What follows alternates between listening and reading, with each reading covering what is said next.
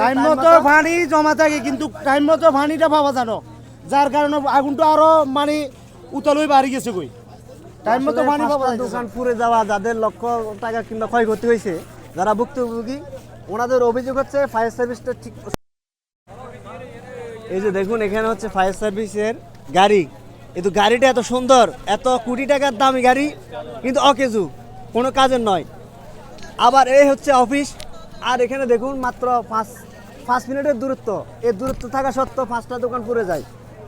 আচ্ছা, এখন সরকারের কিংবা তাদেরকে কেন বেতন দিয়ে রাখছে, কিংবা তাদের আসলে কাজটা কি, তারা মূলত তাদের ব্যর্থতার জন্য এবং তাদের গ্যাফলাতির জন্য, যে দোকানের যারা মালিক ওনার আসলে নিঃস্ব, ওনাদের দোকানপাট পুড়ে যাওয়াতে এখন সন্দ্বীপ প্রশাসনের যারা দায়িত্বরত আছেন, পুলিশ এবং নেভি, আপনারা অবশ্যই এটা একটু তদন্ত করে দেখবেন আসলে এই ফায়ার সার্ভিসের মেশিনটা কেন অকেজু এবং তাদের আসলে যে দায়িত্বের গ্যাফলাতি এটা কেন হলো, এটা অবশ্যই আপনারা তদন্ত করে দেখবেন।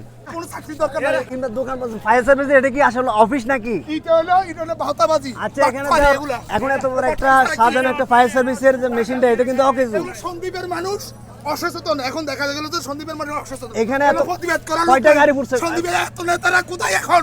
কয়টা দোকান, কয়টা দোকান পুড়ছে? 5টা। এগুলো আমাদের প্রত্যেকটা নেতারা এদেরকে এখন শাস্তি করার দরকার। এখন আসলে এত নিকটবর্তী থাকা সত্ত্বেও ফায়ার সার্ভিসে যে তাছাড়া এর কোনো খবর নাই, এরা বসে বেতন পায়, এরা বসে বেতন পায়, এর বেতনের দরকার আর অন্য কিছু। ফায়ার সার্ভিসের গ্যাফলাতির জন্য 5টা দোকান পুড়ে যায়।